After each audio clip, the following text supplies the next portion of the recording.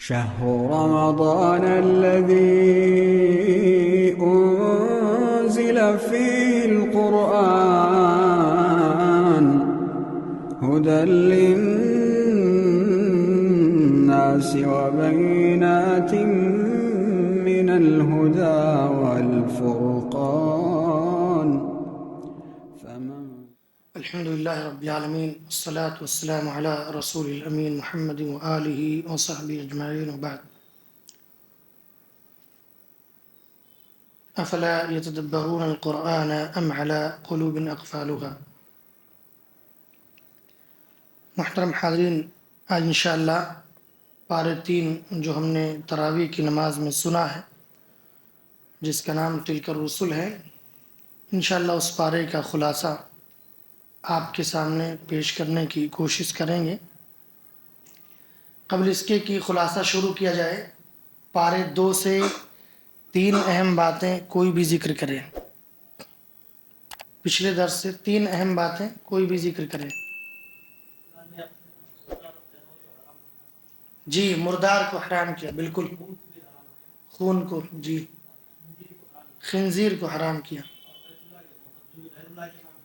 ماشاءاللہ، یعنی انما حرم علیکم المیتۃ کی الحمدللہ ہمارے بھائی نے سمجھو پورا ترجمہ کیا کہ اللہ تعالیٰ نے 4 چیزوں کو حرام کیا، اور 4 چیزوں میں غیر اللہ کے ذبیحے کو بھی حرام قرار دیا، الحمدللہ۔ اور کوئی بتا سکتے ہیں ان کے علاوہ؟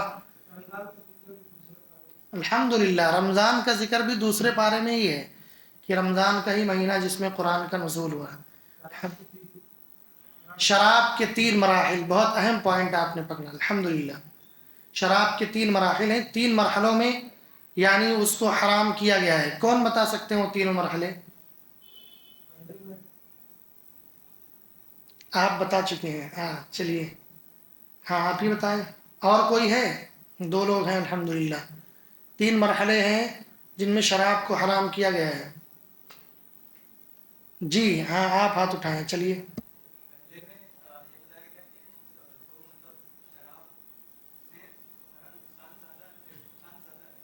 فائدہ کم ہے، الحمدللہ، نقصان زیادہ فائدہ کم ہے، تھوڑے بہت فائدے ہیں لیکن ٹھیک ہے، لیکن گناہ ہے یہ۔ جی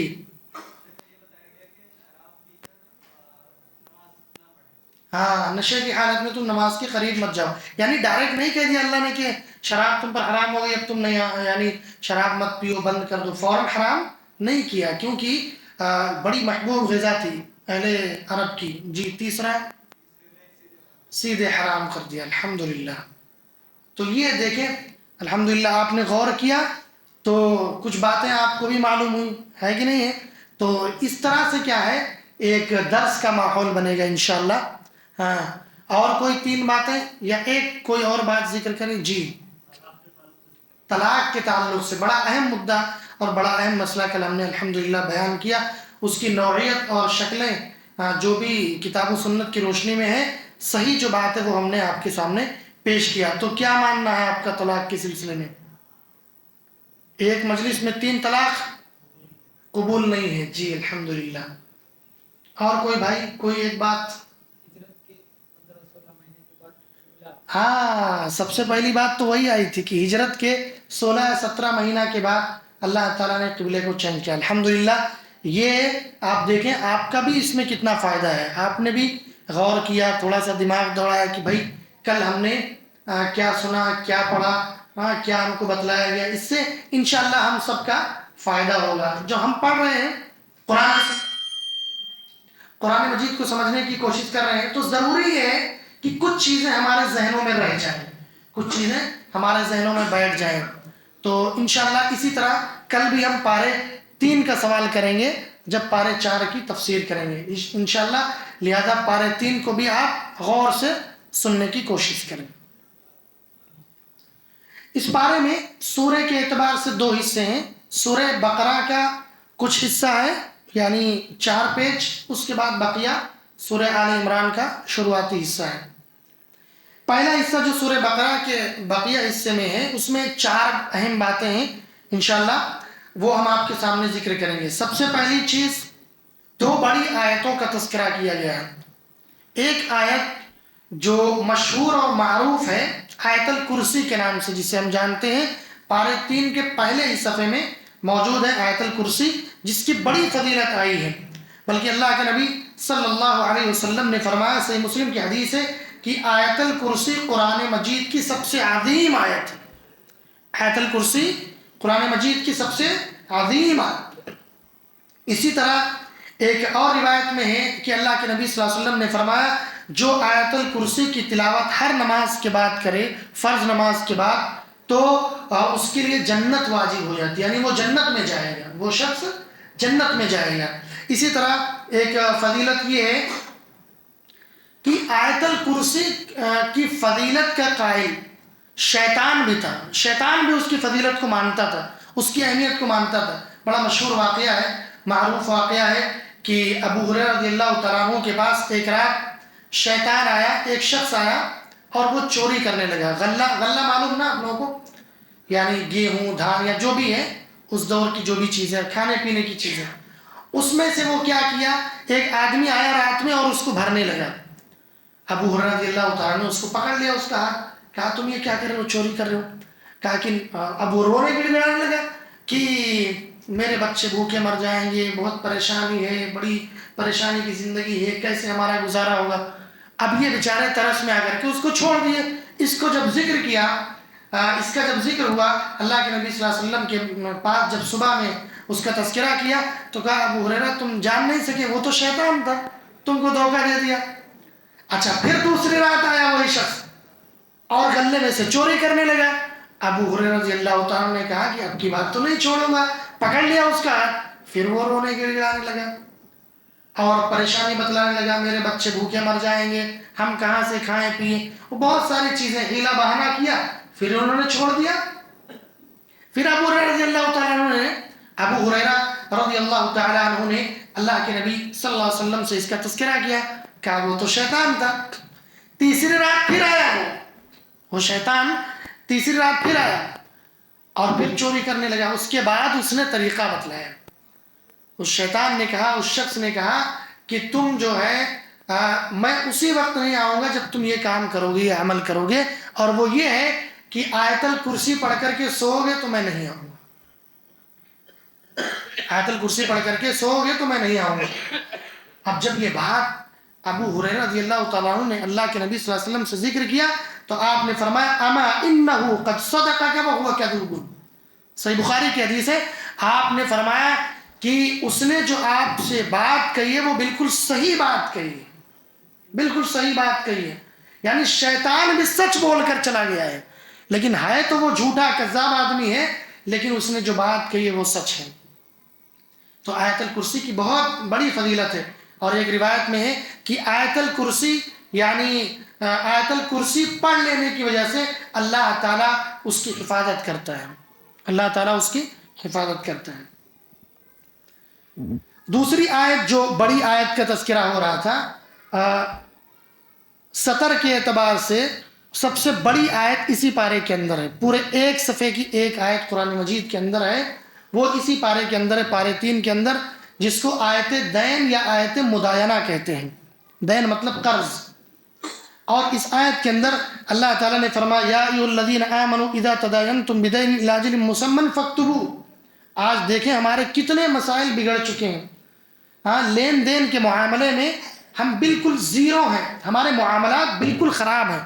جب حقوق کا تعلق آتا ہے، ہاں، لوگوں کے حقوق کی ادائیگی کا مسئلہ آتا ہے، وہاں پر ہم زیرو ہیں۔ ہماری نمازیں، ہماری عبادتیں الگ، ہمارے روزے الگ، ہمارے سارے اعمال الگ، لیکن جب معاملات کا مسئلہ آتا ہے، جب معاملات کا مسئلہ آتا ہے، ایک دوسرے کی حق کی ادائیگی کا مسئلہ آتا ہے، تو وہاں پر ہم اسلام کو فالو نہیں کرتے میرے بھائیوں، ہم اسلامی تعلیمات کو نظر انداز کر دیتے ہیں۔ آج آپ دیکھیں بھائی بھائیوں میں جھگڑا ہے، ہاں، پڑوسی میں جھگڑا ہے، رشتہ دار میں جھگڑا ہے، اعزا قارب میں جھگڑا، کیوں؟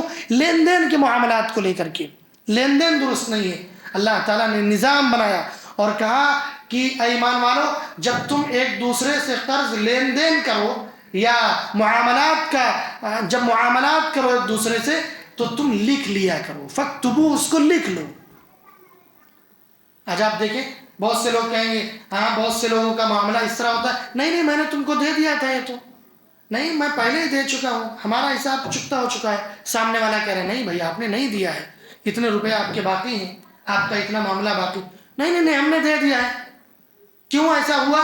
نہ لکھنے کی وجہ سے۔ اگر اس آیت پر عمل کیا جاتا اور دونوں فریقین یعنی دونوں لوگ لکھ لیے ہوتے، حساب کے ساتھ پوری ٹائمنگ کے ساتھ لکھ لیے ہوتے تو یہ نوبت نہیں آتی۔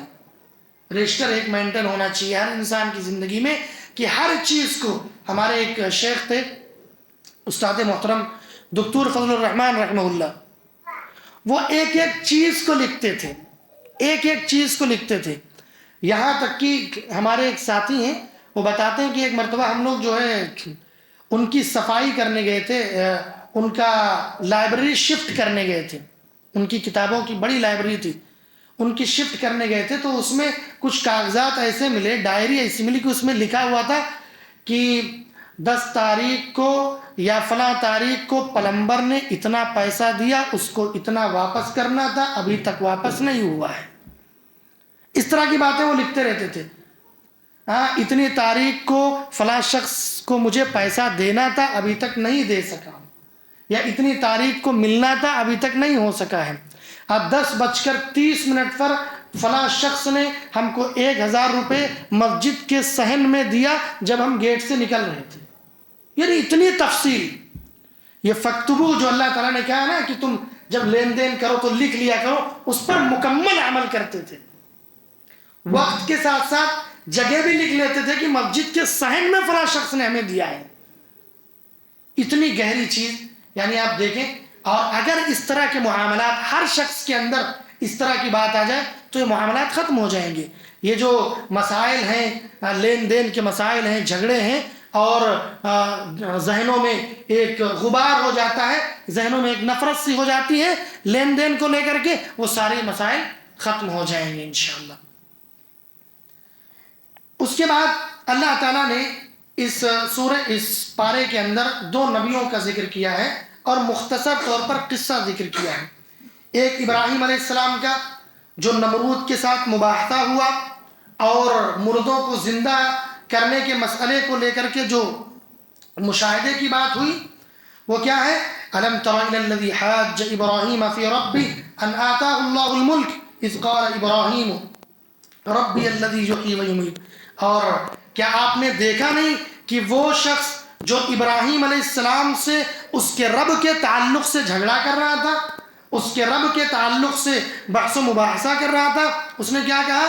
جب ابراہیم نے کہا کہ میرا رب تو وہ ہے، میرا رب وہ ہے جو مردوں کو زندہ کرتا ہے، جو مردوں کو زندہ کرتا ہے۔ یا اسی طرح اس نے کہا، نمرود نے کہا میں بھی زندہ کرتا ہوں، میں بھی مارتا ہوں لوگوں کو۔ ابراہیم علیہ السلام نے کہا کہ میرا رب لوگوں کو موت دیتا ہے۔ نمرود نے کہا میں بھی موت دیتا ہوں، اس میں کون سی بڑی بات ہے؟ ایک آدمی کو بلایا، 2 آدمیوں کو، ایک آدمی کو چھوڑ دیا اور ایک آدمی کو قتل کر دیا، کہا دیکھو میں نے بھی مار دیا، ایک کو چھوڑ دیا۔ یعنی اتنی سرکشی تھی، اس کا تذکرہ اسی پارے کے اندر کیا گیا ہے۔ اور پھر ابراہیم علیہ السلام نے اس سے کہا کہ میرا رب تو پورب سے سورج کو نکالتا ہے، پچھم میں اس کو غروب کر دیتا ہے۔ اب نمرود کیا کرے گا؟ کیا کہا؟ ابراہیم علیہ السلام نے کہا میرا پروردگار وہ ہے کہ سورج کو پچھم سے نکالتا ہے اور وہ پورب سے نکالتا ہے، پچھم میں ڈبو دیتا ہے، اب تم کر کے دکھاؤ۔ فَبُهِتَ الَّذِي كَفَرَ، تو کہا کہ وہ بھوچکا رہ گیا، بالکل پریشان رہ گیا، حیران و ششدر رہ گیا، بالکل اس کے پاس کوئی جواب نہیں تھا اس کا۔ بھائی میرا رب پورب سے نکالنا، تم پچھم سے نکال کر کے دکھاؤ، تب سمجھے ہم۔ پھر وہاں نمرود کی ایک طریقے سے ہار ہوئی، تو اس کا تذکرہ اس پارے میں اللہ تعالیٰ نے کیا ہے۔ پھر ابراہیم علیہ السلام کا ایک اور تذکرہ کیا۔ ابراہیم علیہ السلام نے کہا اے پروردگار رب ارنی کیف تحیی الموتى، تم مردوں کو کیسے زندہ کرتا ہے، ذرا مجھے بھی دکھلا۔ اللہ نے کہا وَإِذْ قَالَ إِبْرَاهِيمُ رَبِّ أَرِنِي كَيْفَ تُحْيِي الْمَوْتَى قَالَ أَوَلَمْ تُؤْمِنْ، اے ابراہیم کیا تمہیں یقین نہیں مجھ پر، کیا تم ایمان نہیں رکھتے مجھ پر، میں نہیں کر سکتا ہوں؟ کہا نہیں نہیں نہیں، قال بلا ولکن لیطمئن قلبی، مجھے پورا یقین ہے لیکن ذرا دل کو اطمینان چاہیے، ہاں دل کو سکون چاہیے، تو مردوں کو کیسے زندہ کرتا ہے پروردگار ذرا بتا دے۔ اللہ نے کہا ٹھیک ہے، فقال فخذ أربعة من الطير فصرهن إليك ثم اجعل على كل جبل منهن جزءا ثم ادعهن يأتينك سعيا، کہا 4 پرندوں کو لے لو، پھر چاروں کو ٹکڑے ٹکڑے کر دو اور چاروں کے ٹکڑوں کو الگ الگ پہاڑ پر رکھ دو، الگ الگ پہاڑ پر رکھ دو، ثم ادعهن يأتينك سعيا، پھر ان کو پکارو وہ سارے دوڑتے ہوئے آ جائیں گے۔ ٹکڑے کرو، پرندوں کے ٹکڑے الگ الگ پہاڑ پہ رکھو، اس کے بعد ان کو پکارو وہ تمہارے پاس دوڑتے ہوئے آئیں گے۔ اس کے بعد ایسے ہی کیا، وَاعْلَمْ أَنَّ اللَّهَ عَزِيزٌ حَكِيمٌ، اور اللہ تعالیٰ عزیز ہے، غالب ہے، حکمت والا ہے۔ اس طرح مردوں کو اللہ تعالیٰ زندہ کر سکتا ہے، یا اسی طرح اللہ تعالیٰ کے بس میں ساری چیزیں ہیں، اللہ تعالیٰ کے بس میں ساری چیزیں ہیں۔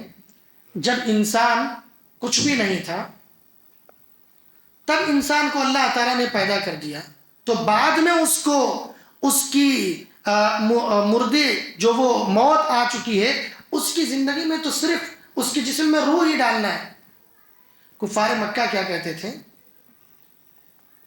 اَإِذَا مِتْنَا وَكُنَّا تُرَابًا وَعِظَامًا أَإِنَّا لَمَبْعُوثُونَ، جب ہم مٹی ہو جائیں گے، ہماری ہڈیاں سڑ جائیں گی، گل جائیں گی، تو ہم کیسے اٹھائے جائیں گے؟ اللہ نے کہا کہ جب تم کچھ بھی نہیں تھے، انسان کی جو زندگی ہے، ہماری اور آپ کی جو زندگی ہے، پیدائش سے پہلے ہم کیا تھے؟ پیٹ میں جب ہماری پرورش اللہ نے کی، اس سے پہلے ہم کیا تھے؟ کچھ بھی نہیں تھے۔ اللہ نے نطفے کے ذریعے سے ہماری پیدائش کی، پھر ایک گوشت کا لوتھڑا ہوا، پھر دھیرے دھیرے وہ بڑا ہوا، مضغہ علقہ، نطفہ مضغہ علقہ، پھر اس کے بعد دھیرے دھیرے بڑا ہوا، پھر ایک انسانی شکل ہوئی۔ اللہ نے پوری پرورش پیٹ کے اندر کی، رحم مادر میں کی، اس کے بعد اس میں روح ڈالی، روح ڈالنے کے بعد پھر اللہ رب العالمین نے دنیا میں ہمیں زندگی دی۔ اس سے پہلے ہم کیا تھے؟ تو جب اس سے پہلے ہم کچھ بھی نہیں تھے، اللہ نے یہ کر دیا، تو مردے کو زندہ کرنے میں اللہ کے لیے کون سی بڑی بات ہے بھائی؟ جب ہم کچھ نہیں تھے، ہمیں ایک انسانی شکل دی، ایک پانی کے ایک قطرے کے ذریعے سے ہماری تخلیق کی، رحم مادر میں ہمیں پال پوس کر بڑا کیا، دنیا میں ہمیں زندگی دی، اس کے بعد چلنا سکھایا، بڑھنا سکھایا، دھیرے دھیرے بڑا کیا، یہ سب کچھ اللہ نے کیا۔ تو مرنے کے بعد مردے کو زندہ کرنے میں کون سی بڑی بات ہے اللہ کو؟ صرف ایک روح ہی تو پھونکنا ہے اس میں۔ تو کفار مکہ کہتے تھے ہم کیسے، ہم کو اللہ تعالیٰ اٹھائے گا، ہم جو ہے سڑ جائیں گی، گل جائیں گے، ہڈیاں بوسیدہ ہو جائیں گی۔ اللہ نے کہا ایسا کچھ نہیں، جب تم کچھ نہیں تھے تمہیں ہم نے پیدا کیا، اب تو صرف روح ڈالنی ہے۔ اس کے بعد اللہ تعالیٰ نے اسی پارے کے اندر صدقے کے تعلق سے فرمایا اور سود کی مذمت فرمائی۔ 2 چیزیں۔ صدقے کے تعلق سے اللہ تعالیٰ نے کہا مثل الذین ينفقون اموالهم فی سبیل اللہ کمثل حبۃ انبتت 7 سنابل فی کل سنبلۃ 100 حبۃ واللہ یضاعف لمن یشاء واللہ واسع علیم۔ اللہ تعالیٰ نے کہا دیکھیں، بظاہر ہمارے آپ کے ذہنوں میں یا بظاہر ہمارے دیکھنے میں یہ آتا ہے یا ہم یہ سمجھتے ہیں کہ جب ہم اللہ کی راہ میں خرچ کرتے ہیں، جیب سے نکال دیتے ہیں، تو بظاہر یہ ہے کہ پیسہ ہمارے جیب سے کم ہو جاتا ہے۔ مثال کے طور پہ آپ کے جیب میں 500 روپے ہے، آپ نے 100 روپے خرچ کیا، اللہ کی راہ میں دیا، مسجد میں دے دیا آپ نے، تو آپ کے پاس کتنے بچے؟ 400 روپے بچے۔ بظاہر تو 100 روپے کم ہو گیا، بظاہر تو 100 روپے کم ہو گیا نا، لیکن ایسا نہیں ہے۔ اللہ کے نبی صلی اللہ علیہ وسلم نے فرمایا ما نقصت صدقۃ من مال، اللہ کے راستے میں خرچ کرنے سے مال میں کمی نہیں ہوتی ہے۔ اللہ تعالیٰ نے اس آیت کے اندر فرمایا ان لوگوں کی مثال جو اللہ کے راستے میں اپنے مالوں کو خرچ کرتے ہیں، اس دانے کی طرح ہے جس میں 7 بالیاں ہوگے اور ہر بالی میں 100 دانے۔ یعنی 1 روپیہ اگر کوئی خرچ کرتا ہے، 1 روپیہ اگر کوئی خرچ کرتا ہے تو گویا کہ وہ 700 روپے خرچ کیا۔ اللہ تعالیٰ نے ایک دانے کی مثال دی کہ ایک دانہ ہے، اس سے 100 بالیاں ہوں گے، اور پھر اس 100 بالی اس سے 7 سنابل 7 بالیاں ہوں گے اور 7 بالی میں 100 دانے. 1 روپیہ خرچ کرنا گویا کہ آپ 700 روپیہ خرچ کریں. آگے اللہ نے کہا واللہ یضاعف لمن یشاء، اور اللہ چاہتا ہے تو اس سے بھی زیادہ عطا کرتا ہے، اس سے بھی زیادہ عطا کرتا ہے. یہ تو 700 صرف ایک گنتی کا ہے، لیکن اللہ چاہے تو اس سے بھی زیادہ عطا کرتا ہے. اس کے بعد اللہ تعالیٰ نے اسی پارے کے اندر اسی کے چند آیات کے بعد سود کی مذمت بیان فرمائی اور کہا وَأَحَلَّ اللَّهُ الْبَيْعَ وَحَرَّمَ الرِّبَا، اللہ نے تمہارے لیے بیع کو یعنی خرید و فروخت کو، تجارت کو حلال قرار دیا ہے، حلال کر دیا ہے، لیکن ربا یعنی سود کو حرام دیا، سود کو حرام قرار دیا، سود کو حرام کر دیا ہے، لہذا تم سود نہ کھاؤ. اللہ تعالیٰ نے فرمایا یا ایھا الذین آمنوا اتقوا اللہ وذروا ما بقی من الربا ان کنتم مؤمنین، اے ایمان والو اللہ سے ڈرو. وذروا ما بقی من الربا، اور سود کا جو مال ہے اسے چھوڑ دو، اسے نہ کھاؤ، تم اپنے مالوں کے ساتھ اسے ملا کر کے نہ کھاؤ. ان کنتم مؤمنین، اگر تم مومن ہو تو تم سود کا مال نہ کھاؤ. اللہ کے نبی صلی اللہ علیہ وسلم نے فرمایا صحیح مسلم کے اندر لعن رسول اللہ صلی اللہ علیہ وسلم آکل الربا وموکلہ وکاتبہ وشاہدیہ وقال ہم سوا. اللہ کے رسول صلی اللہ علیہ وسلم نے لعنت فرمائی ہے سود کھانے والے پر، سود کھلانے والے پر، سود کا جو کاروبار لکھتا ہے اس پر اللہ کی لعنت ہو.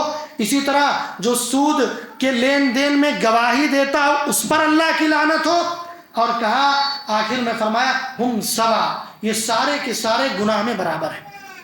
سود کوئی کھاتا ہے وہ بھی برابر ہے، سود کوئی کھلاتا ہے وہ بھی برابر ہے، سود کے لین دین میں اگر کوئی گواہی دیتا ہے وہ بھی گناہ میں برابر ہے، سود کے لین دین میں اگر کوئی لکھتا پڑھتا ہے وہ بھی گناہ میں برابر ہے.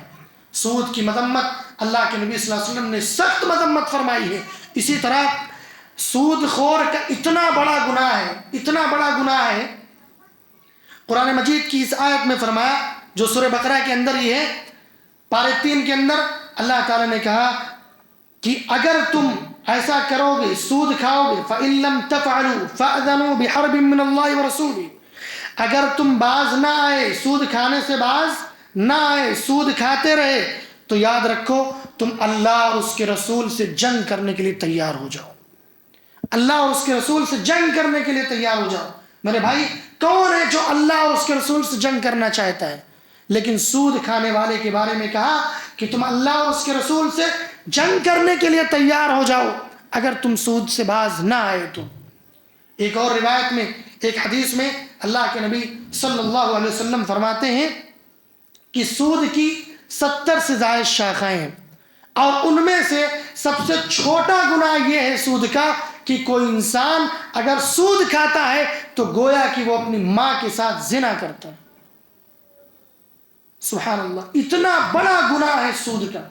آج آپ دیکھیں، میں نے کل کے درس میں بھی یہ بات بتلائی تھی کہ آج لوگ حرام اور حلال کی کوئی تمیز نہیں کرتے، صرف ایک ہی دھن چڑھا ہوا ہے، بس پیسہ کہیں سے بھی آنا چاہیے، حرام طریقے سے آ رہا ہے یا حلال طریقے سے آ رہا ہے، سود کی کمائی ہے یا کس چیز کی کمائی کہاں سے آ رہا ہے، کچھ فرق نہیں پڑتا ہے. ایسی حالت ہو گئی ہے. یاد رکھیں سود بہت بڑا گناہ ہے، بہت بڑا گناہ ہے. اللہ تعالیٰ سے دعا ہے اللہ ہم تمام لوگوں کی اس گناہ سے حفاظت فرمائے. اس کے بعد معراج کا تحفہ. معراج میں اللہ کے نبی صلی اللہ علیہ وسلم کو جو 3 تحفے دیے گئے تھے اس میں سے ایک تحفہ تھا سورہ بقرہ کی آخری 2 آیات. سورہ بقرہ کی آخری 2 آیات آمن الرسول سے لے کر کے وہاں تک فانصرنا علی القوم الکافرین تک، آخری 2 آیات یہ معراج میں اللہ کے نبی صلی اللہ علیہ وسلم کو ملی تھی. اور اس کی بڑی فضیلت ہے. ایک تو ایک فضیلت اسی میں ہے کہ معراج میں اللہ کے نبی صلی اللہ علیہ وسلم کو دے گی، یہ بھی بڑی فضیلت.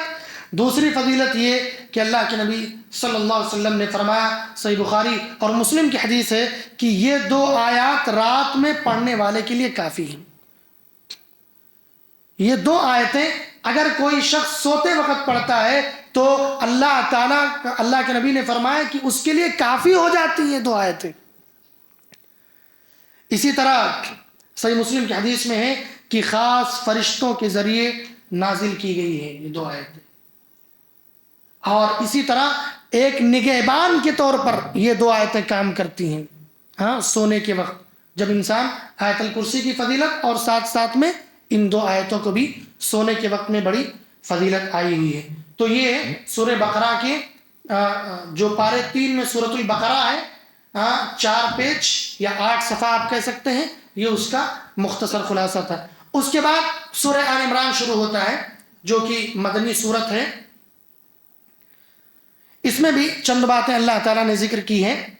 سب سے پہلی چیز یہ کہ اللہ تعالیٰ کی قدرت کے 4 قصے ذکر کیے گئے ہیں.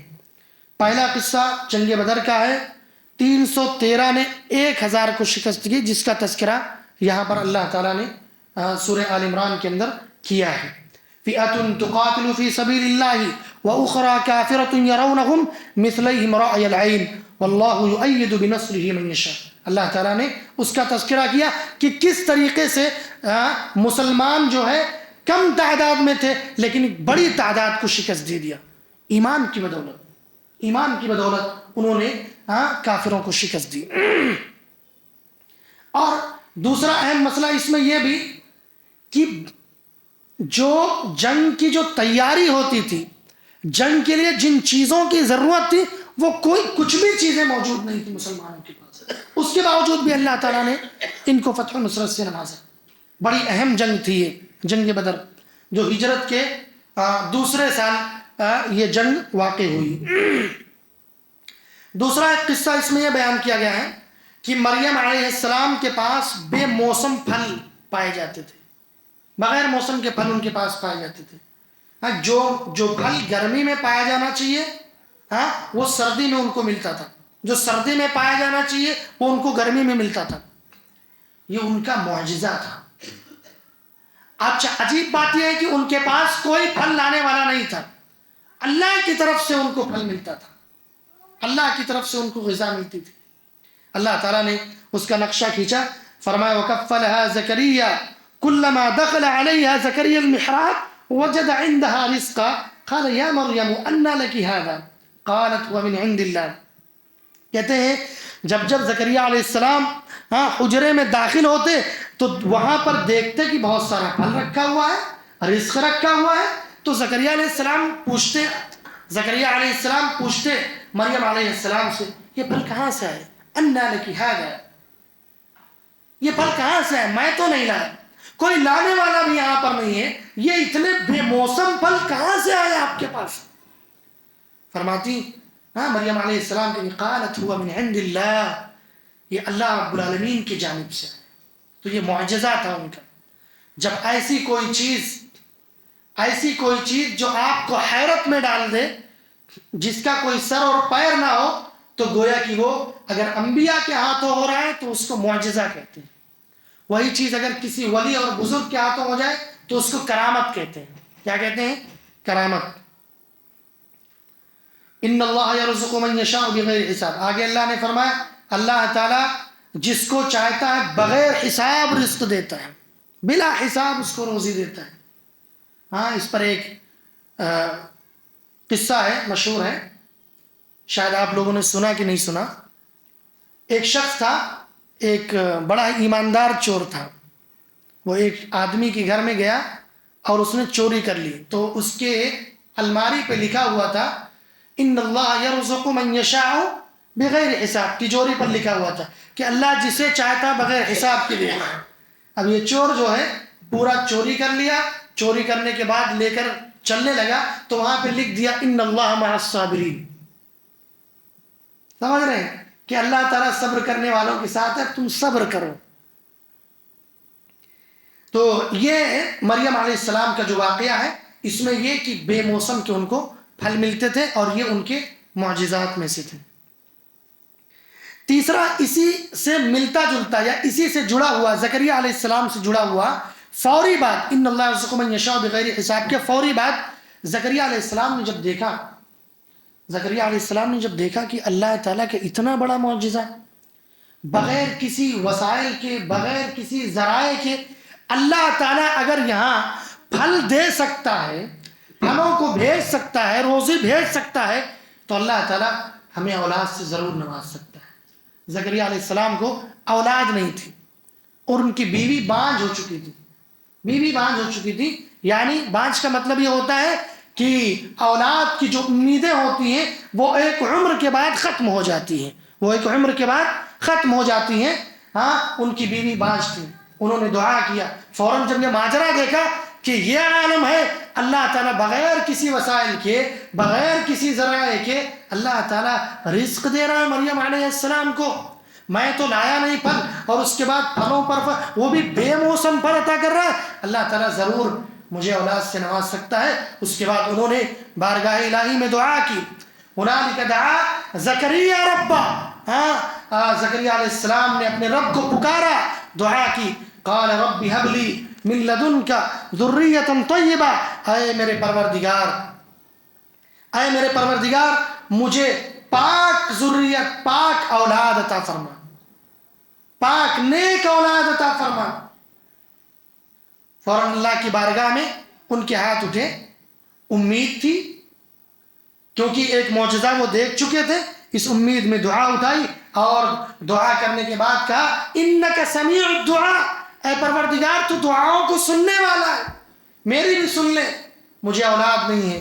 اللہ تعالیٰ نے جواب دیا، فنادته الملائکۃ وهو قائم یصلی فی المحراب، فرشتوں نے آواز لگائی اور وہ حجرے میں نماز ادا کر رہے تھے، نماز پڑھ رہے تھے، ادھر فرشتوں کی آواز آئی، ان اللہ یبشرک بیحییٰ مصدقا بکلمۃ من اللہ وسیدا وحصورا ونبیا من الصالحین، آواز آئی فرشتوں کی کہ اللہ تعالیٰ تمہیں یحییٰ نام کے ایک لڑکے کی بشارت دیتا ہے۔ اللہ نے ان کی دعا کو سن لیا۔ اس واقعے کو بھی اللہ تعالیٰ نے اسی بارے میں ذکر کیا۔ اس کا بقیہ حصہ اور کچھ حصہ سورہ مریم کے اندر ہے، سورہ مریم کے اندر ہے۔ یہ کہنے لگے قال رب انا یکون لی غلام وقد بلغنی الکبر وامرأتی عاقر، اللہ تعالیٰ کیسے اولاد کیسے ہوگی، میری عمر اتنی زیادہ ہو چکی ہے، میری بیوی بانجھ ہو چکی ہے، ساری امیدیں ختم ہو چکی ہیں۔ اللہ نے کہا قال کذلک اللہ یفعل ما یشاء، اللہ جو چاہے کرتا ہے، اللہ کی مشیت میں سب کچھ ہے، کس کو کب عطا کر دے، کس کو کب نواز دے، کچھ پتہ نہیں ہے۔ لہذا جن کو اللہ نے اولاد سے بھی نہیں نوازا وہ بالکل بھی نہ امید نہ ہو، اللہ تعالیٰ عمر کے کسی بھی مرحلے میں آپ کو اولاد سے نواز سکتا ہے، بس اللہ کی ذات سے نا امید نہ ہو، اللہ کی ذات سے نا امید نہ ہو۔ تو یہ بھی زکریا علیہ السلام کا یہ قصہ اسی پارے کے اندر موجود ہے۔ اللہ تعالیٰ نے ان کو اولاد سے نوازا، نیک اور صالح اولاد سے نوازا، اور یہی نہیں، اولاد سے نوازنے کے ساتھ ساتھ نبی بنایا، یحییٰ علیہ السلام کو نبی بنایا۔ یہاں پہ ذکر کیا، کیا کہا، مصدقا بکلمۃ من اللہ وسیدا وحصورا ونبیا من الصالحین۔